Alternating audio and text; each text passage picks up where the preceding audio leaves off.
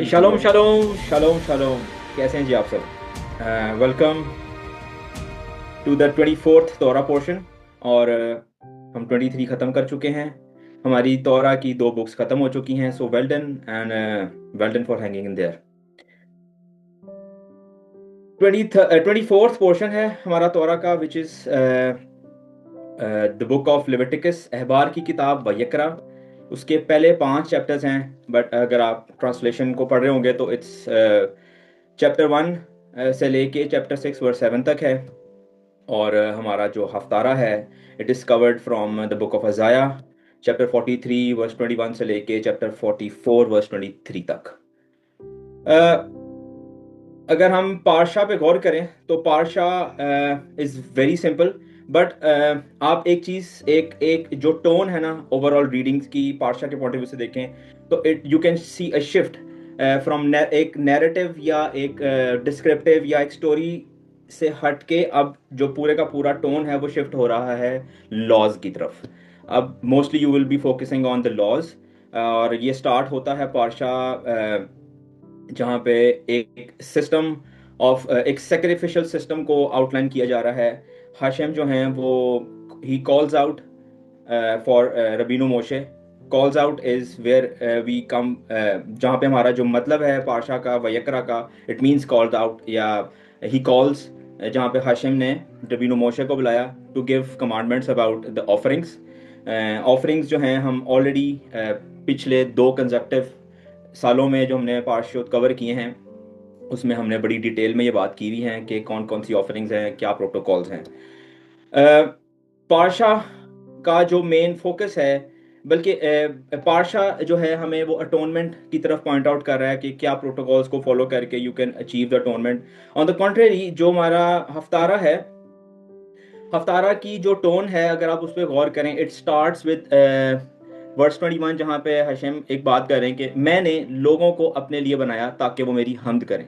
तो भी ए याकूब तूने मुझे ना पुकारा, बल्कि ए इसराइल तू मुझसे तंग आया।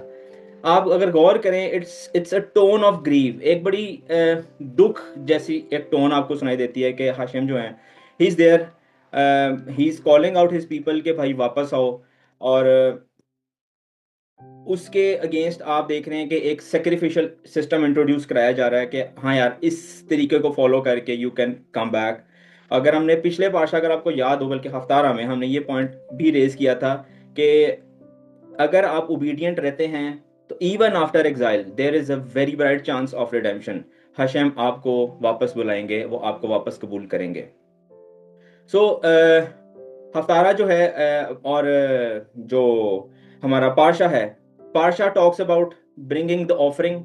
और जो हफ्तारा है इट टॉक्स अबाउट कि वो जो ऑफरिंग्स हैं वो एक बड़ी जेन्युइन डिवोशन के साथ लेके आनी है आपको। पारशा एक सिस्टम ऑफ अटोनमेंट इंट्रोड्यूस करा रहा है। ऑन द कॉन्ट्री जो हफ्तारा है इट टॉक्स अबाउट के हशम जो है he is willing to take you back, he is willing to forgive you beyond the rituals. Just कि सिर्फ कुर्बानी नहीं है, उस कुर्बानी का जो सोल है उसको अंडरस्टैंड करना है कि कुर्बानी आपने इसलिए नहीं करनी कि जी हो गया गुनाह तो बस ठीक है, but you need to understand कि ये दोबारा नहीं होना चाहिए। इट टॉक्स अबाउट, और दोनों चीज़ों का जो मेन फोकस है वो इट्स नॉट जस्ट कुर्बानी, इट्स कुर्बान। कुर्बान means to draw close to हशम। तो इट टॉक्स अबाउट इनका दोनों का फोकस जो है वो क्लोजनेस टू हशम है। डिटेल इसकी हम असद भाई से लेंगे। सो भाई over to you. Thank you. जीते रहे आप। आप सबकी सलामती हो, शबात शलोम। शबाश शलोम भाई। आपकी भी उस्ताद जी, मेरी आपकी भी आवाज ठीक सलामती। आ रही है ना? मेरी आवाज आपको सही आ रही है ना? जी भाई क्लियर है। अच्छा जी। सो आज हमारा जो पोर्शन है वो वयकरा, ये आपने सुन ही लिया है। रेफरेंस है अहबार की किताब, उसका पहला बाब। नॉर्मली अगर आप देखती हैं तो आपको वो 5:26 नजर आता है, लेकिन ये जो वर्सेस की डिवीजन है जिसकी वजह से आपको 6-7 भी नजर आएगा। So technically it's from the chapter 1 और चैप्टर 6 उसकी 7th वर्स तक। और इसका हफ्तारा जो है वो यसाया 43:21, 44:23 है। लेकिन ये तो आपने सुन लिया सारी चीजें। एक छोटा सा इंफॉर्मेशन मैं यहाँ ऐड करूंगा कि इसके 2 और रेफरेंसेस होते हैं। अगर तो शबात ज़खोर हो तो आपके पास रेफरेंस आएगा फर्स्ट सैमुअल का, उसका 15वां बाब, उसकी पहली 34 आयात। और अगर शबात हाकोदेश हो तो आपके पास रेफरेंस आएगा इज़ीकिएल का या हिस्किएल का, उसका 45 बाब 16 आयत से लेके 40 बाब उसकी 18वीं आयत तक। सो ओवरऑल ये रेफरेंसेज हैं। सो आपने कभी कंफ्यूज नहीं होना कि जस्ट इन केस के कभी आप ये देखें कि पिछली दफा तो ये रेफरेंस था, इस दफा रेफरेंस क्यों चेंज है, तो वो इसलिए चेंज होता है। सो ओवरऑल हमारा जो हिस्टोरिकल कॉन्टेक्स्ट है वो ये है, जो कि हम काफी दफा डिस्कस कर चुके हैं, लेकिन बात को का आगाज करने के लिए ये जरूरी है, और साथ हमारा थोड़ा सा रिफ्रेशर भी हो जाता है। ये हमें मालूम है कि बुजुर्ग यसाया नबी जो हैं, उन्होंने अपनी नबूवत का जो आगाज है वो उजिया बादशाह जिस जिस साल उजिया बादशाह का इंतकाल हुआ उस साल उन्होंने शुरू की, तकरीबन 740 बीसीई का दौर है। तो उन्होंने एक रुया देखी कि खुदावन जो है वो यरूशलेम में, मकदिस में जो है ना वो तख्त पर है, और उनके गिर्द जो है वो फरिश्तगान जो है वो कदूस कदूस कदूस पुकार रहे हैं। और उसके बाद खुदावन ताला जो है वो ये सवाल करते हैं कि कौन हमारी तरफ से जाएगा, हम किसको भेजें। तो ये आप यसाया नबी का सहीफा, उसका 6 बाब उसकी 8वीं आयत में देख सकते हैं। तो इसके जवाब में यसाया नबी जो है वो रिस्पॉन्ड करते हैं कि मैं हाजिर हूं, मुझे भेजो। यसाया नबी जिस दौर के अंदर जिंदा थे, या जो उनका दौर है उनका वो दौर मॉरल करप्शन का दौर था। और करप्शन भी इस तरह से कि उन्होंने उस सारी करप्शन को एक एक वाइट वॉश किया हुआ था रिलीजियस रिचुअल्स के पीछे। पीछे से वो करप्ट थे, लेकिन आगे उन्होंने एक जो है ना एक रिलीजियस रिचुअल्स की और एक एक मतलब दीनदारी की दीवार खड़ी की हुई थी।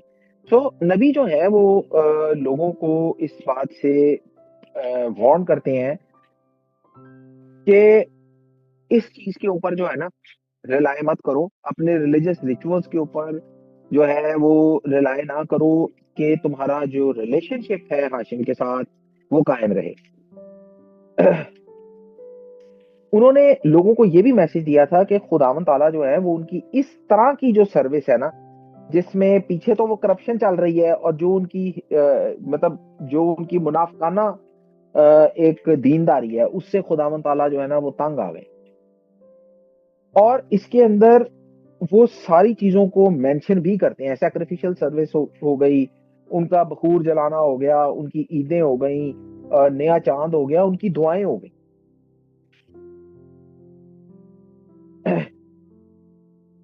और यसाया नबी लोगों को जो है वो ये कहने की कोशिश करते हैं कि उनको इन सारी चीजों से जो है ना उनको बुराई से तौबा करनी चाहिए, और जो है ना जो खुदावंद का बताया राह है ना उस पे प्रॉपर चलना चाहिए, मुनाफकाना तौर से नहीं, हिपोक्रेसी नहीं, लेकिन दिल से उसके ऊपर जो है ना चलना चाहिए।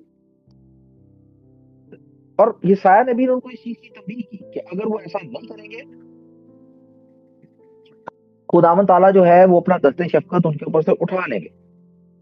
खुदावन ताला जो है उस शहर को, यानी यरूशलेम शहर को, और उनको ही विल अबैंडन देम, जिस तरह सदूम और अमूरा के साथ हुआ उनके साथ भी होगा।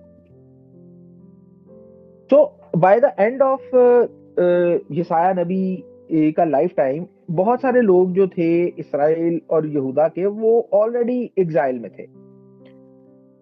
यसाया नबी जो है वो जो असूरी डिपोर्टेशन थी, जो 10 नॉर्दर्न ट्राइब्स की थी उस दौर में, तो वो तो उन्होंने खुद देखी। और जो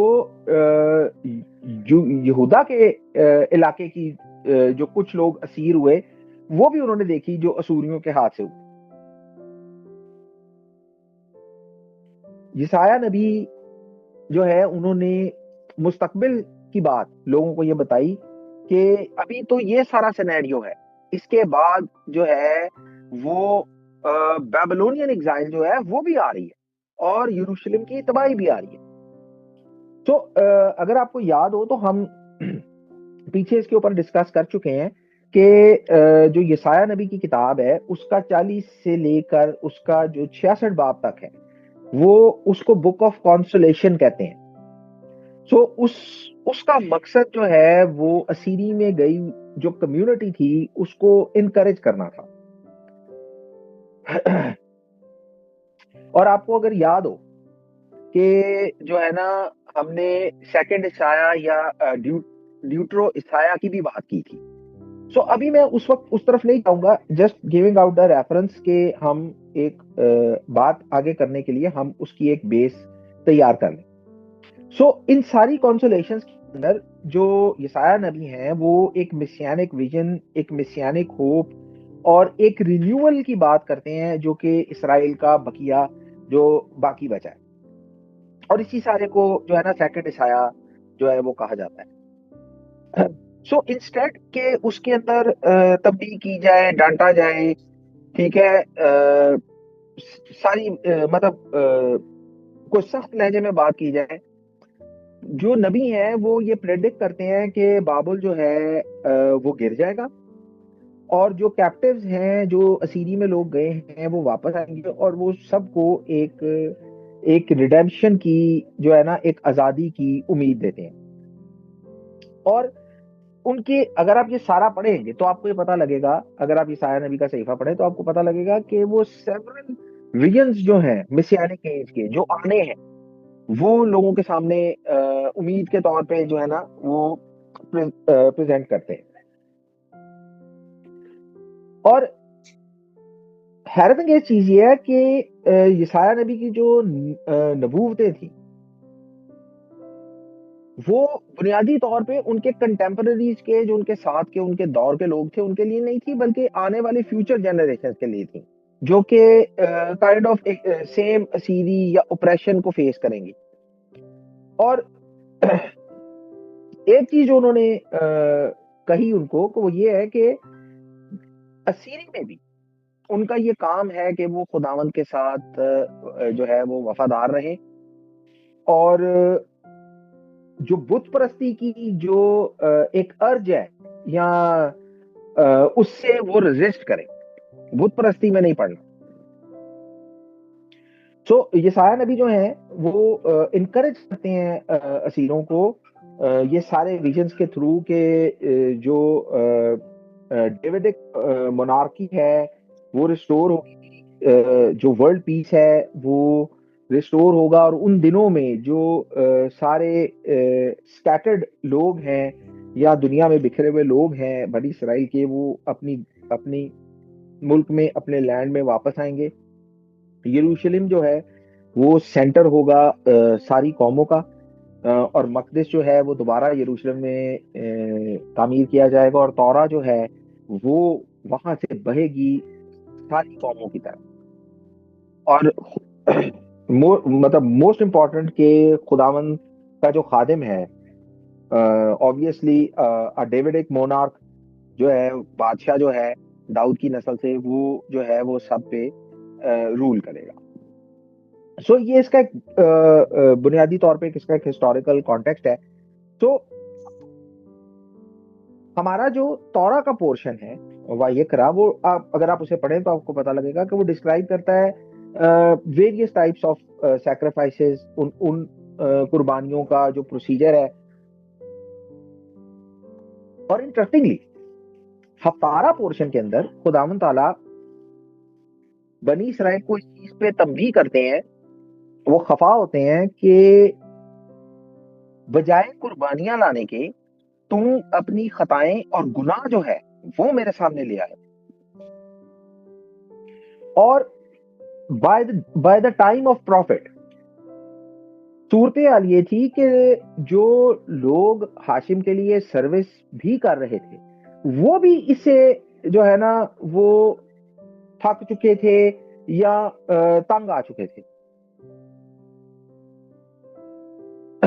और बजाय हाशिम के लोग जो है वो बुतों की तरफ जो है वो या दूसरे माबूदों की तरफ जो है वो डिविएट हो रहे थे। लेकिन इस सारी चीजों के बाद भी खुदावंद ताला ने जो वादा जो है वो बनी इसराइल के बावजूद से किया था, खुदावंद ताला जो है वो वफादार थे उसके अंदर। लोग चाहे अपनी आजादी, रिहाई, नजात के लिए खुदावंद को पुकारना भूल गए थे, लेकिन खुदावंद ताला जो है वो उन्हें नहीं भूले। और खुदावंद ताला ये बात, इस बात का इजहार नबी की जुबान से करते हैं कि खुदावंद ताला उनकी खताएं, उनके गुनाह जो है वो माफ करेंगे, उनको रिहाई देंगे। और वो नबी की जबान से वो ये कौम बनी इसराइल को इनकरेज करते हैं कि वो तौबा करें ताकि निजात जो है ना वो जल्द उन तक आए। और खुदावंद ताला इसके अलावा ये भी उनको कहते हैं कि वो उनको रिन्यू करेंगे स्पिरिचुअली भी और फिजिकली भी, क्योंकि बनी इसराइल जो है वो खुदावंद का चुना हुआ खादिम है। तो पॉइंट ये था कि हमारे खुदा की मानंद और कोई खुदा नहीं है, वही अव्वल है और वही आखिर है। और जो पॉइंट बयान किया जाता है वो ये है कि बुत परस्ती सिरे से एक हमाकत है। उसकी हमाकत क्यों है? क्योंकि आप जिंदा खुदा के जो एट्रीब्यूट्स हैं, आप जिंदा खुदा का जो स्टेटस है वो आप एक इंसान की बनाई हुई के ये ऑब्जेक्ट को से एस्क्राइब कर रहे हैं। आप खुदा की जो सिफात है वो खुदा माफ करें, वो आप किसी बुत के साथ जो है ना जोड़ने की कोशिश कर रहे हैं। सो बनी इसराइल का रोल जो था वो ये था कि वो इन सारी बातों को जो है याद रखें, खुदावंद के सारे कवानीन को ऑब्जर्व करें, और जो खुदावंद के लोग हैं वो खुदावंद की हम्द करें। एक रेफरेंस प्लीज पढ़िएगा, यसाया 43 बाब उसकी 21वीं आयत। मैंने इन लोगों को अपने लिए बनाया ताकि वो मेरी हम्द करें। तो जो बनी इसराइल है वो क्यों एग्जिस्ट करते हैं? कि वो खुदा की हम्द करें। बेशक खुदावंद के पास हजारों हजार लाखों करोड़ों फरिश्तगान हैं जो उनकी हम्द कर सकते हैं, लेकिन इसके बावजूद भी खुदावंद ताला चाहते हैं कि हम जो उसके लोग हैं हम उनकी हम्द करें। और हमारे बनाने का मकसद भी यही है कि हमारी जिंदगियों से, हमारी जबानों से उनकी हम्द हो। अच्छा, जब हम सब इकट्ठे होते हैं और बनी इसराइल के साथ एक आवाज होते हैं खुदावंद की, तो हम भी, जैसा कि मैंने एकदम पिछले पोर्शन में कहा, कि हम उन फरिश्तों के साथ उस क्वायर के हिस्सेदार हो जाते हैं। यहाँ एक बात जरूरी करना चाहूंगा, ये है कि खुदावंद की हम्द की कैसे जाए। सो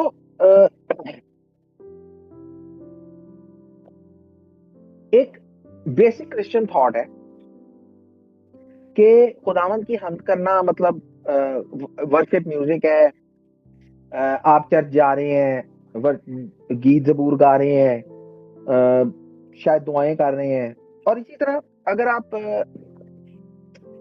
जूइश थॉट इस पे देखें तो वो भी ये है कि शायद लिटर्जिकल प्रेयर्स हैं, दुआएं हैं, हम खुदा की हम्द कर रहे हैं। ये दोनों एक्सप्रेशन ऑफ प्रेज हैं, गलत नहीं है, एक्सप्रेशन ऑफ प्रेज हैं। लेकिन फर्ज करें अगर किसी शख्स को गाना ही नहीं आता, तो अगर आप इक्वेट कर देंगे सिंगिंग को खुदा की हम्द के साथ, तो वो क्या करेगा? एक शख्स जो अनपढ़ है, जिसको जबान ही नहीं आती और पढ़ना ही नहीं आता, तो अगर आप लिटर्जिकल सिस्टम को इक्वेट कर देंगे हम्द के साथ, खुदा की हम्द करने के साथ, तो वो क्या करेगा? इसका मतलब है जो शख्स गा नहीं सकता, जो शख्स पढ़ नहीं सकता, जो शख्स बजा नहीं सकता, वो खुदा की हम्द नहीं कर सकता। तो मेरी दानिश में खुदा की हम्द करने को ऐसे किसी स्किल के साथ जोड़ देना जो कि कोई माहिर शख्स ही कर सकता है या जिसने उसे सीखा है वो ही कर सकता है, ये कोई वो तरीका हो सकता है, वो गलत नहीं है, वो तरीका हो सकता है, लेकिन फिर गा के तो हमद वही कर सकता है जो गा सकता है, पढ़ के तो हमद वही कर सकता है जो पढ़ सकता है। फिर क्या बात है कि इसके अंदर के खुदा की हमद करना क्या है? खुदा की हमद करने का बुनियादी मतलब ये है कि हम खुदा के बारे बात करें, हम खुदा को बयान करें। हम गीतों, ज़बूर पढ़ने, दुआओं में जरूर उसकी हमद करते हैं। खुदा के बारे जानना, खुदा की हमद करना है। यहां मैं एक चीज आपको बताऊंगा। आपने ये तो सुना होगा कि नए अहदनामे में 4 इंजीलें हैं, और जो स्कॉलर्स हैं वो ये कहते हैं कि एक्चुअली 4 इंजीलें तो वो हैं जो आप जानते हैं। यशायाह नबी के सहीफे को भी इंजील कहा जाता है, जिसे जो है पुराने अहदनामे की इंजील कहा जाता है। नए अहदनामे में एक और इंजील है, मुकाशफा की किताब को भी यही कहा जाता है, क्योंकि वो आने वाले वक्त की बात करती है। और इसके अलावा सबसे इंपॉर्टेंट इंजील है वो आप खुद हैं, जिसे लोग सबसे पहले पढ़ते हैं। इससे पहले कि लोग खुदा के बारे किताब में पढ़ें, इससे पहले कि लोग सहीफों में जाके खुदा को तलाश करें, लोग आपको पढ़ते हैं। You are the 7th gospel, जो कि लोग सबसे पहले पढ़ते हैं। आपका चलन, आपकी गुफ्तगू, आपकी बात खुदा के हमद का सबब बनती है। और जैसा कि हम सारे सहायफ को अब तक के जितना हमने जाना है, जितना हमने सीखा है, हमें यह पता है कि बनी इसराइल की खताकारी के सबब से खुदावंद ने कहा था कि तुम्हारी वजह से मेरा नाम खराब हुआ है। आपका क्या ख्याल है, वो गीत ज़बूर अच्छे नहीं गाते थे, या दुआएं जो है वो डिलीजेंटली अदा नहीं करते थे? सुबह शाम मकदिस में सर्विस होती थी, इसके बावजूद खुदावंद ने कहा कि तुम्हारी वजह से मेरा नाम खराब हुआ है। क्योंकि जो उनका करैक्टर बाहर था वो वैसा नहीं था जैसा खुदावंद ने उनको कहा था होना चाहिए। उनकी इबादत और उनकी जिंदगी में फर्क था।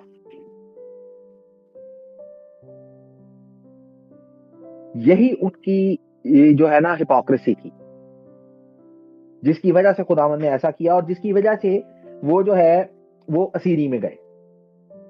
सो आपकी जो सर्विस है, आपकी जो दुआ है, आपकी जो इबादत है, वो आपकी जिंदगी में रिफ्लेक्ट होनी चाहिए।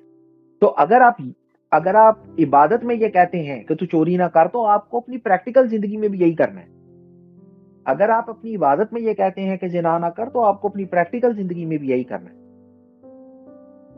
इसके उल्ट नहीं चलना। सो जब वो आपकी रूहानी जिंदगी आपकी फिजिकल लाइफ के साथ जो है वो सिंक हो जाती है, तब यू प्रेज हाशिम, और इसी से जो है वो हाशिम के नाम को जो है ना वो जलाल मिलता है।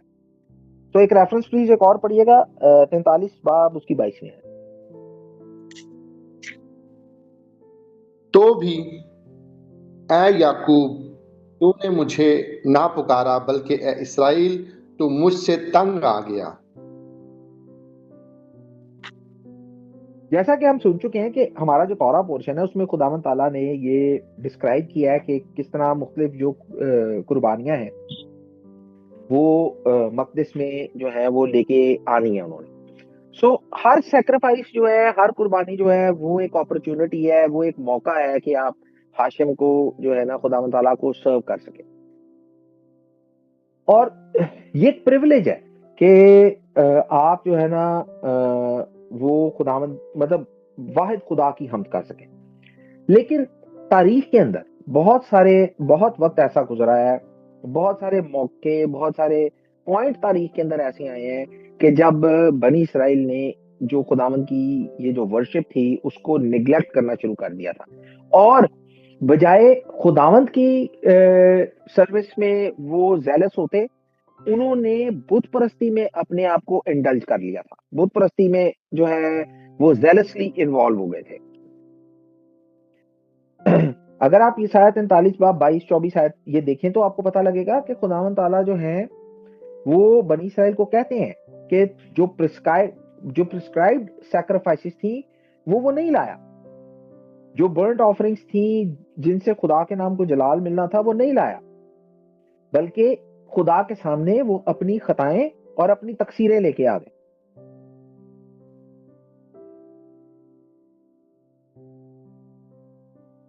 और आप हैरान हो गए इस चीज पे कि रैबाइज ये कहते हैं कि वो ये सिखाते हैं कि जो बुत परस्ती का जो मतलब एक बुलंद मकाम था ना, बुलंद तरीन मकाम ये था कि जो बनी इसराइल के लोग थे वो दूसरी कौमों के माबूदों को तो पुकारते थे, दूसरी कौमों के माबूदों से तो दुआएं करते थे, और उन माबूदों की लिस्ट में भी वो खुदावंद का नाम नहीं रखते थे। आप सोचें कि बुत परस्ती का क्या मकाम है, किस लेवल की बुत परस्ती वहां चल रही थी कि रैबा से सिखा के इवन कि वो उस लिस्ट में जिसमें वो जितने माबूदों का नाम लेके या उनकी तरफ मुतवज्जे होते थे उसमें वो हाशिम का नाम भी नहीं रखते थे। बाल और अस्तारात की या दूसरे सदूनियों के खुदा की, मुआबियों के माबूदों की, और लॉन्ग लॉन्ग लिस्ट है।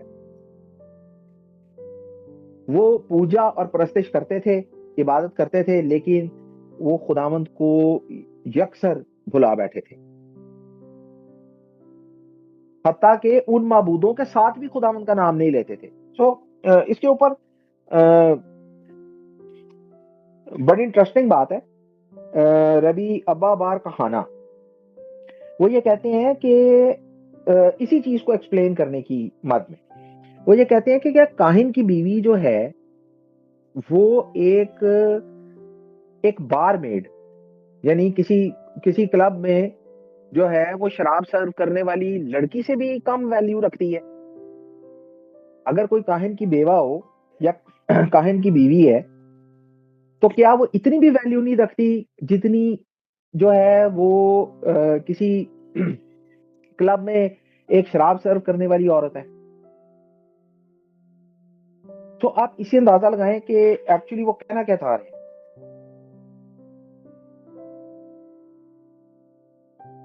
और इसी के ऊपर रैबा योसी है वो ये कहते हैं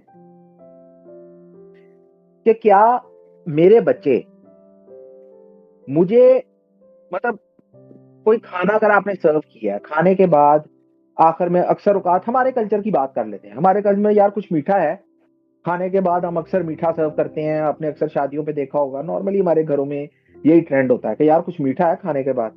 तो रैबा ये कहते हैं कि मतलब क्या मेरे बच्चे मुझे ऐसे मतलब उससे भी उस पोर्शन से जो खाने के एंड में सर्व किया जाता है उससे भी गया गुजरा समझेंगे। और रैबा यूदन जो है वो तो एक एपिक मिसाल देते हैं। वो कहते हैं ये बिल्कुल इस तरह है कि एक खादिम जो है वो बादशाह के लिए जो है वो खाना तैयार करे, एक ज़ियाफत तैयार करे बादशाह के लिए, उसके मसाहिबों के लिए सब ज़ियाफत तैयार करे और वो सबको बुलाए, सिर्फ बादशाह को ना बुलाए। और बादशाह जो है वो इसके ऊपर ये कहे कि ये मेरा जो खादिम है, जैसे कि हमने कहा कि बनी इसराइल जो है वो खुदा के खादिम है, उन्होंने कहा मेरा खादिम जो है वो मुझे सिर्फ इतनी रिस्पेक्ट दिखा देता जितनी इसने मेरे बाकी मिनिस्टर्स को, मेरे ऑफिशियल्स को दिखाई है। तो आप इमेजिन कर सकते हैं कि किस लेवल की बुत परस्ती थी जिसपे जो सेजेस हैं उनको इस किस्म की मिसालें दे के हमें यह समझाना पड़ा कि बुत परस्ती का लेवल क्या था। इस किस्म की बुत परस्ती थी कि उन्होंने खुदावंद को माबूदों की लिस्ट में से ही खारिज कर दिया था।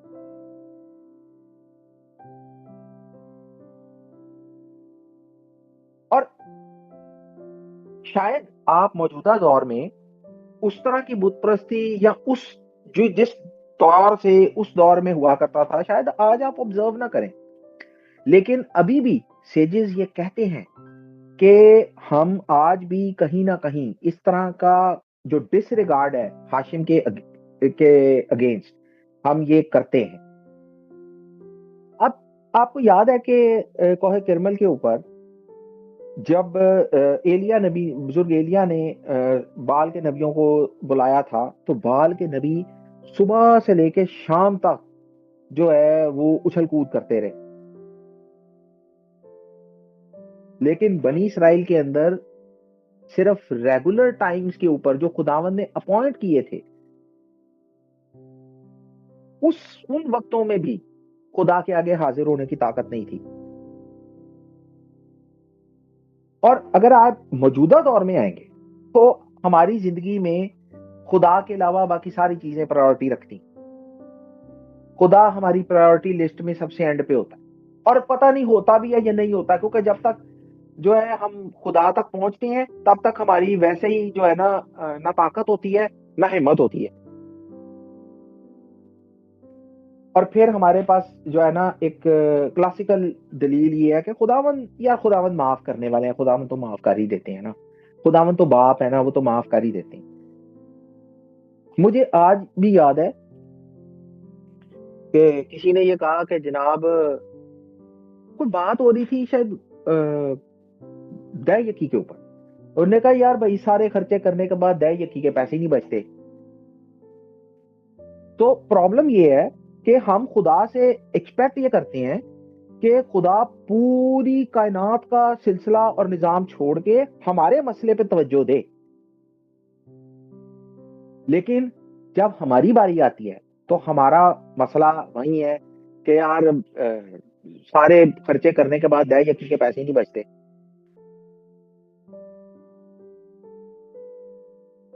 और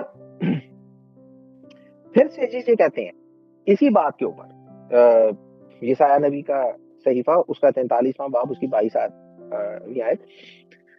कोई एक शख्स है जो सारा दिन अपने बिजनेस, अपनी ट्रांजैक्शंस के अंदर इंगेज रहता है, लेकिन वो थकता नहीं है। लेकिन जब दुआ का वक्त आता है, जब खुदावन के आगे सामने आने का वक्त आता है, तो थकावट जो है वो उस पर गालिब आ जाती है। इसी तरह बंदा सारा दिन अपने बिजनेस में इंगेज रहता है, लेकिन उसको थकावट महसूस नहीं होती। लेकिन अगर उसका साथी, उसका दोस्त ये कहे कि यार दुआ का टाइम हो गया, तो कहे यार नहीं बस हुन हिम्मत नहीं है।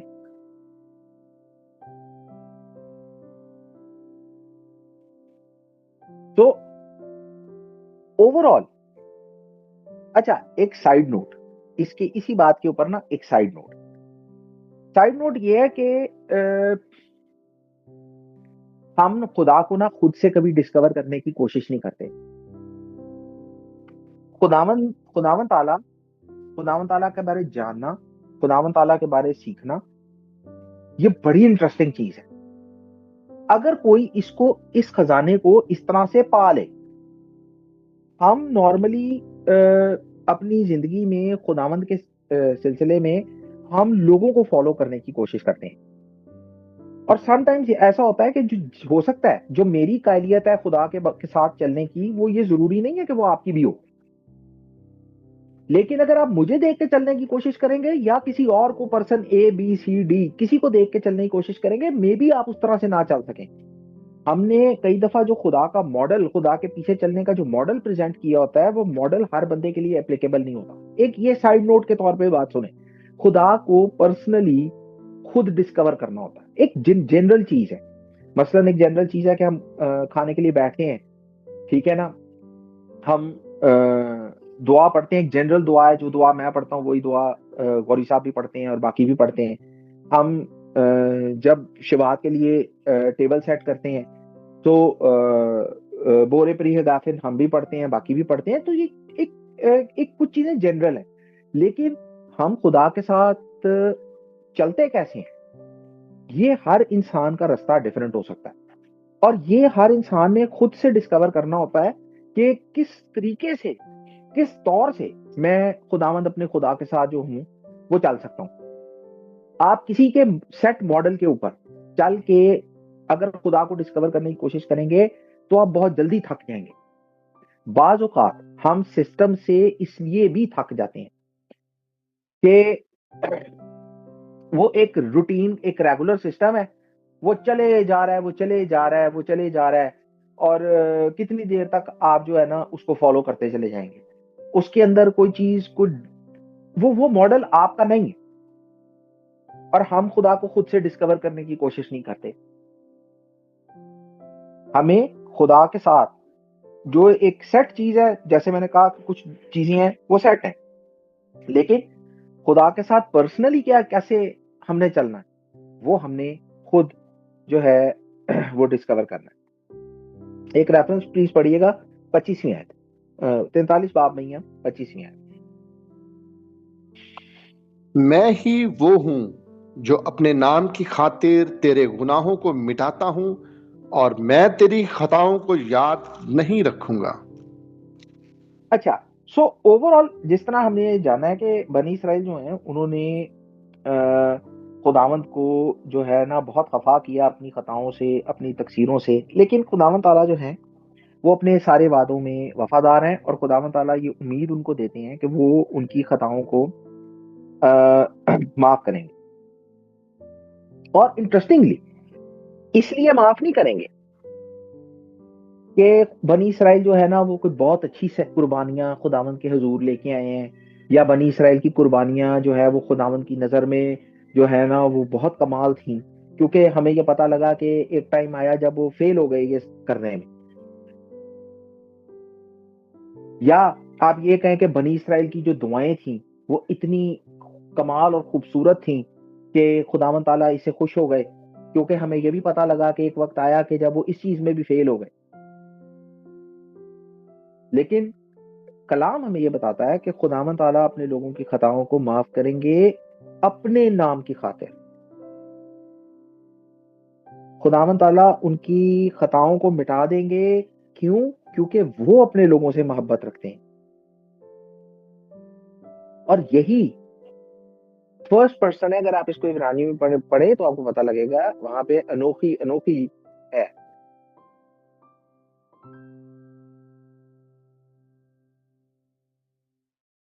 और यही ईसाया 43-25 जो है ये रिपीटेडली सिनेगॉग्स की लिटर्जी में योम किप्पुर के दिन जो है वो कही जाती है।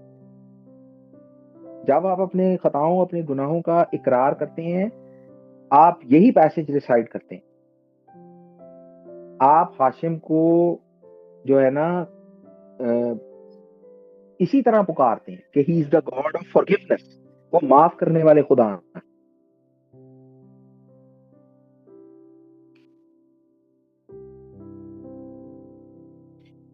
तो आप खुदावंद ताला के साथ ये आर्गुमेंट नहीं कर सकते कि मैंने काम बहुत अच्छे किए थे। आप अपने काम लेके खुदा के साथ नहीं जा सकते, सामने नहीं जा सकते, क्योंकि आपके कामों के मेरिट के ऊपर ये काम नहीं होगा। और इसी के ऊपर खुदावंद कहते हैं कि लेट अस आर्ग्यू। अगर आप 26वीं आयत पढ़ें तो आपको पता लगेगा। एक रेफरेंस पढ़िए, मजेदार है, यसाया नबी का सहीफा, उसका पहला बाब, उसकी 18वीं आयत।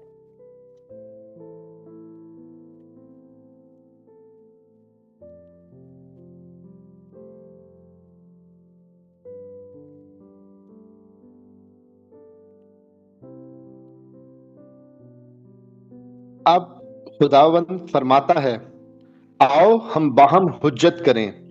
अगरचे तुम्हारे गुनाह किरमजी हों, वो बर्फ की मानित सफेद हो जाएंगे, और हर चंद वो अर्गवानी हों तो भी ऊन की मानित उजले होंगे। तो खुदावंद ताला ये दावत देते हैं कि हम खुदावंद ताला के साथ जो है ना बहस करें, हम हुज्जत करें, लेकिन हमें ये मालूम है कि हमारे काम कैसे हैं, हमारी हरकतें कैसी हैं, और हमें ये पता है, हमें कहीं ना कहीं अंदर ये पता होता है कि हम खुदावंद ताला के सामने ये आर्गुमेंट्स नहीं रख सकते कि हमारे काम बहुत अच्छे हैं।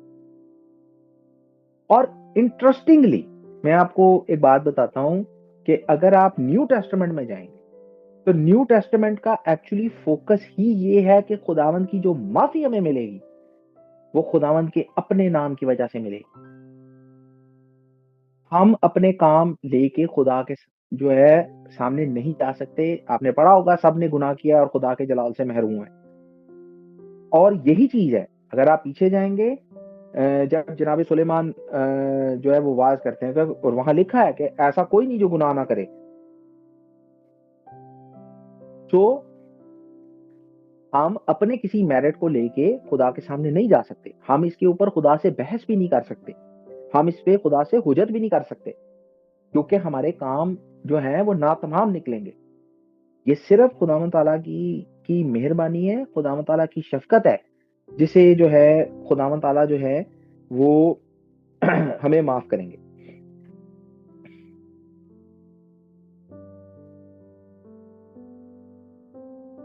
एक रेफरेंस प्लीज पढ़िएगा, यशायाह नबी का सहीफा, उसका 44 बाब, उसकी दूसरी आयत।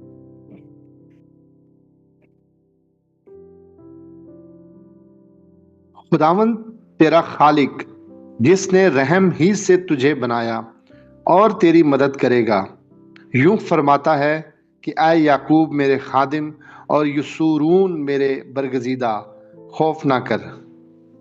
अच्छा, सो खुदावंद ताला जो है वो अपने खादिम को जो है, जैसे कि हम पहले ही कह चुके हैं कि बनी इसराइल खुदा के खादिम हैं, उनको उसको यशरून के नाम से जो है बुलाते हैं। सो यशरून का जो लफ्ज है ये इब्रानी जो रूट है वो यशर से आया है, जिसका मतलब है स्ट्रेट, सीधा, द अपराइट वन। तो तौरा के अंदर रबीनु मोशे जो है वो इस टर्म को यूज करते हैं बनी इसराइल के लिए। सो कहने का मतलब ये है कि जो खुदा के लोग हैं, जो हाशिम के लोग हैं, वो मॉरली अपराइट है और खुदावंद के सामने सीधे हैं।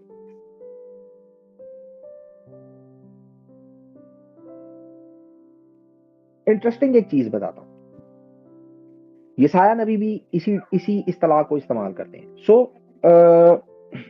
ये कहा जाता है कि जो प्रॉफिट्स हैं, जो अंबिया हैं, वो बनी इसराइल को 3 नामों से पुकारते हैं।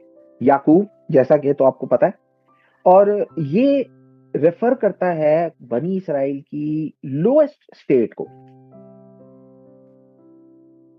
फिर वो रेफर करते हैं कौम को इसराइल के नाम से, और ये तब इस्तेमाल होता है जब वो एक हायर लेवल को अचीव कर लेते हैं। और यशरून जो है ये बनी इसराइल के लिए को तब रेफर किया जाता है जब वो हाईएस्ट स्पिरिचुअल लेवल पे हो।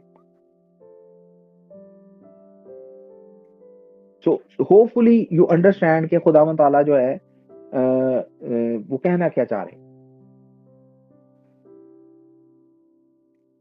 तो 44 बाब उसकी तीसरी आयत पढ़िएगा जरा प्लीज।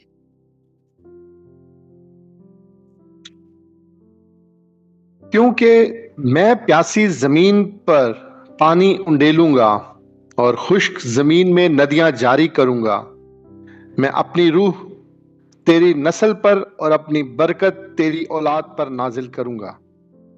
तो ओवरऑल सिनेरियो ये है कि बनी इसराइल ने तो खता की, खुदावंद के सामने जो है वो इस काम में तो फेल हो गए, और खुदावंद ताला जो है वो अपने नाम की खातिर जो है वो उनको, उनकी खताओं को माफ करेंगे, उनकी बदकारियों को मिटा देंगे, ठीक है। और उसके बाद वो जो उम्मीद है उनके लिए, वो नबी की मार्फत जो है वो खुदावंद ताला जो है वो प्रेजेंट करते हैं, और खुदावंद ताला कहने की ये कोशिश करते हैं कि वो कह ये रहे हैं कि उस मौके पे जब खुदावंद उनको रिहाई देंगे, खुदावंद ताला उनके ऊपर जो है वो अपनी मुकद्दस रूह जो है ना वो नाजिल करेंगे, वो अपने खादिम और उसकी नस्लों पे वो नाजिल करेंगे। और एक और ये बात क्यों हमने अपनी डिस्कशन के बीच में रखी है कि खुदावंद की मुकद्दस और कुदूस रूह का मिलना, it's a sign of messianic era. और हम इसके ऊपर पहले बात कर चुके हैं कि जब आप खुदा के रूह से मामूर होते हैं, जब खुदा का रूह आपको मिलता है, तो उसका साइन क्या होता है। ये वैसा नहीं है जैसा कि नॉर्मली आप इधर उधर अपने इर्द गिर्द चौगिर्द और इबादत गाहों में देखते हैं। It is not like that. इसके ऊपर हम ऑलरेडी बात कर चुके हैं, तो मेरा नहीं ख्याल कि हमें वहां जाने की जरूरत है अभी कि इसका निशान क्या होता है।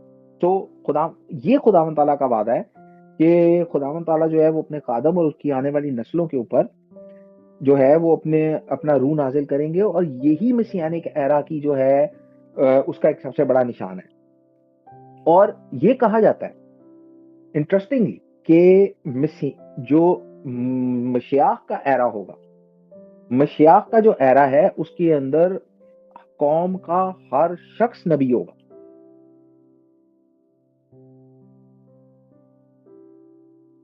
तो ये खुदावंद ताला का अपने खादिम के साथ और अब कौम के साथ जिनसे वो प्यार करते हैं, ये एक वादा है। सो 5वीं आयत जरा प्लीज पढ़िएगा।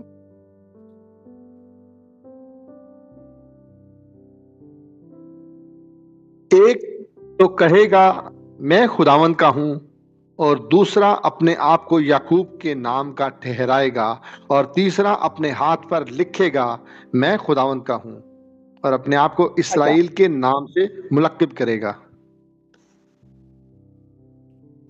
तो जैसा कि हमने सुना कि जो मसीहानिक एरा है उसके अंदर खुदावंद ताला जो है वो हर एक को अपने रूह से जो है वो मुनव्वर करेंगे, और खुदावंद की कौम जो है वो ऐसे बड़े और फूलेगी, मामूर होगी, जैसे वो दरख्त जो नदी के किनारे लगा हो, जो कि अपने वक्त और अपने मौसमों पे फल देता हो, जैसा कि जबूर में लिखा है।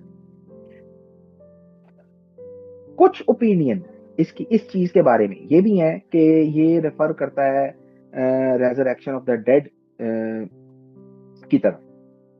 तो जो मिसियानिक एरा में कहने की बात यह है कि मिसियानिक एरा में जो खुदावंद की रूह है वो जो है वो जो सो गए हैं उनको भी जो है ना वो जिंदा कर देंगे। और जो मशियाख का दौर होगा उसके अंदर लोग जो हैं वो अपने आप को मुख्तलिफ चीजों के साथ जो है ना वो एसोसिएट करेंगे। और जो स्टेजेस हैं वो ये जो 4 बातें आपने अभी रेफरेंस के अंदर सुनी है, सेजेस इसको किस तरह से समझते हैं। तो कहते हैं कि 4 तरह के जो है ना वो दीनदार लोग होंगे जो खुदावंद ताला के सामने होंगे। पहला, वो जो ये कहेगा कि मैं खुदावंद का हूं। तो ये वो लोग होंगे जो कंप्लीटली जो है ना खुदावंद से बिलोंग करते होंगे, और उनकी अपनी जिंदगी में कोई चलन जो है वो खता का नहीं होगा, खताकारी नहीं होगी उनके चलन में। दूसरे वो ये कहेंगे कि मैं याकूब से अपने आप को एसोसिएट करेंगे। ये वो लोग हैं जो सदीक कॉन्वर्ट्स होंगे, प्रोसेलाइट्स होंगे। एक अपने हाथ पे लिखेगा कि मैं जो हूं ना खुदावंद का हूं। ये वो लोग होंगे जो वापस आएंगे, तौबा करेंगे, रिटर्न होंगे। और जो आखिरी हैं वो जेंटाइल्स होंगे। ये सारे खुदावंद के सामने खड़े होंगे। सो जो पहले लोग हैं वो सिदकीम है, दूसरे गेरीम है, तीसरे जो हैं वो बाल एई हैं, और जो चौथे हैं वो यरे शमाइन है। तो ये वो जेंटाइल्स हैं जो सब बुत परस्ती को और सारी चीजों को और सारी बदकारी को छोड़ के खुदावंद के खौफ में खुदावंद के सामने जो हैं वो आएंगे। सो ये 4 तरह के लोग जो हैं वो खुदावंद के सामने मौजूद होंगे। सो 6ठी आयत जरा प्लीज पढ़िएगा। खुदावंद इसराइल का बादशाह और उसका फिदिया देने वाला रब्बुल अफवाज यूं फरमाता है कि मैं ही अव्वल और मैं ही आखिर हूं, और मेरे सिवा कोई खुदा नहीं। तो इन सारी बातों के ऊपर खुदावंद ताला जो है वो बनी इसराइल से ये वादा करते हैं कि खुदावंद ताला के अपने नाम के सबब से, खुदावंद ताला के अपने जो उनका इटर्नल और यूनिक कैरेक्टर है उसके सबब से जो है ना वो बनी इसराइल को जो है वो निजात और रिहाई बख्शेंगे। और वो इस चीज का इजहार करते हैं कि वो अव्वल और आखिर है। वो किसी भी चीज से पहले थे, वो सारी चीजों के बाद भी होंगे, और उनके अलावा कोई और माबूद एग्जिस्ट ही नहीं करता।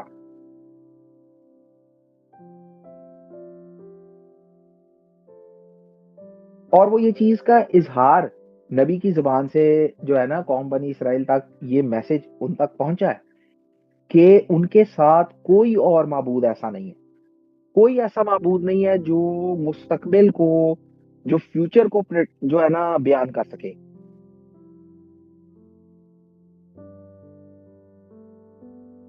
बल्कि अगर हम 41 बाब उसकी चौथी आयत पढ़े, बल्कि ये रेफरेंस प्लीज पढ़ें।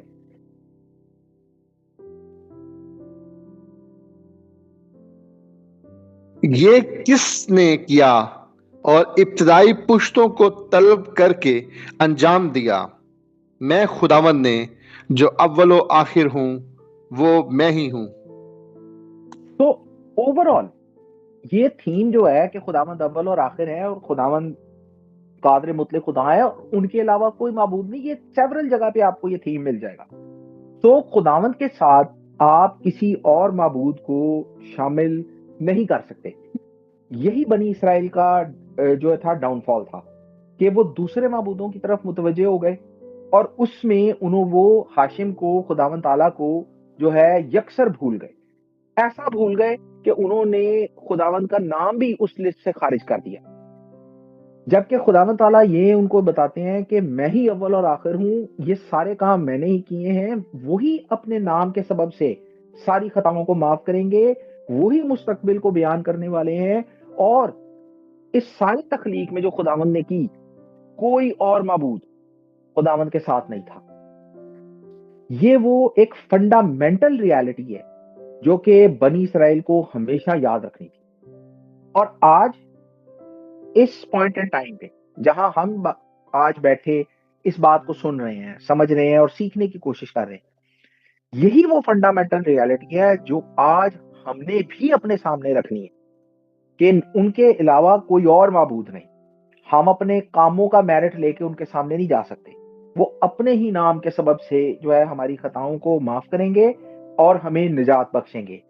उनके अलावा और कोई माबूद नहीं जो मुस्तकबिल की बात बयान कर सके, या कोई और ऐसा माबूद नहीं जो कोई तखलीक का काम कर सके। This is the fundamental reality जो कि कौम बनी इसराइल भूल गए थे और नबी की ज़बानी खुदावंद ने उनको ये याद कराई। यही वो फंडामेंटल रियलिटी है जो कि आज हमने भी याद रखनी है, क्योंकि अगर हम इस फंडामेंटल रियलिटी को भूल जाएंगे तो हम अपने रास्ते से ऐसे डिट्रैक होंगे कि शायद उस रास्ते पे दोबारा आना, मैं ये तो नहीं कहूंगा कि नामुमकिन हो, लेकिन क्या ये जरूरी है कि हम मार खा के ही रास्ते पे वापस आए? क्या हमारे लिए जरूरी है कि हम जो है वो कड़वाहट चख के, कड़वा पानी पी के फिर ही हम वापस लौटे कि अब हमें इदराक हो गया कि खुदावंद के अलावा कोई माबूद नहीं? क्या खुदावंद की बात हमारे लिए ये काफी नहीं होगी कि उनके अलावा और कोई माबूद नहीं और हम उनकी बात को मान लें? जो बात उन्होंने नबी की मुंह से, नबी की मार्फत कौम बनी इसराइल को कही थी, क्या आज ये बात हमारे लिए नहीं है? क्यों हम अपनी जिंदगी के मामलात के अंदर जो है ना वो डामाडोल हो जाते हैं? और पता हमें तब लगता है जब कोई ना कोई क्राइसिस हम पर आता है कि हम खुदावंद पे कितना यकीन रखते हैं। हम सब कम ईमान है, कम ईमानी की कोई ना कोई सूरत हम अपनी जिंदगियों में जाहिर करते ही रहते हैं। खुदावंद ताला इस चीज के लिए हमें माफ फरमाए। बाज औकात हम ऐसी बातें कर जाते हैं कि हम इस चीज को डिक्लेयर करते हैं, शायद जो है ना बारी ताला इसको दूर करें, सिर्फ सीखने की बात में कि शायद खुदावंद इन कंट्रोल नहीं है। पर अगर हम ये कहते हैं कि खुदावंद हमारे सारे मामलात को अपने हाथ में रखते हैं या खुदावंद इन कंट्रोल है, ठीक है, तो फिर हमसे ऐसी बातें क्यों हो जाती हैं? हमसे कम ईमानी की हरकतें क्यों हो जाती हैं? खुदावंद ताला इस चीज के लिए माफ करें, क्योंकि वो अपने ही नाम के सबब से हमें माफ करेंगे। हमारा ऐसा कोई मेरिट नहीं है, हमारा ऐसा कोई काम नहीं है, ना हमारी इबादतें ऐसी हैं, ना हमारा गाना बजाना ऐसा है, ना हमारी दुआएं ऐसी हैं कि हम लेके खुदावंद के सामने जाएं। हम सिर्फ एक ही चीज खुदावंद के सामने लेके जा सकते हैं, और वो ये है कि खुदावंद ताला कादिर मुतलक है, वो अव्वल और आखिर हैं, और वो अपने ही नाम के सबब से, अपने ही जलाल के लिए जो है वो हमें माफ फरमाएंगे। तो बारी ताला आप सबके साथ हों। बारी ताला हमेशा अपना दस्ते शफकत आपके ऊपर रखें, अपने नाम के सबब से आपको हमेशा आपकी खताएं और जो बदियां हैं वो माफ करते रहें, और आप हमेशा इस चीज को अपने जहन में रखें कि वही अव्वल और आखिर है, वही खालिक खुदा है, वही है जो चीजों को ऐसे बुला लेते हैं कि जो चीजें नहीं थी वो भी हाजिर हो जाती हैं उनके सामने। और इस रेवलेशन को, इस मुकाशफे को अपनी जिंदगी में कभी फरामोश ना करें कि वही अव्वल और आखिर और कादिर मुतलक खुदा हैं, वही माफ करने वाले हैं, और वही जो है ना मुर्दों को जिला देने वाले हैं और अपना दस्ते शफकत हम पर रखने वाले हैं। बारी ताला हमेशा अपना दस्ते शफकत आप सबके ऊपर रखें। बारी ताला आप सबके साथ हों। शबात चलो। शबाश शलम। आमीन। शबात चलो भाई। शबात चलो। चलो साजी। Thank you very much, Asad bhai.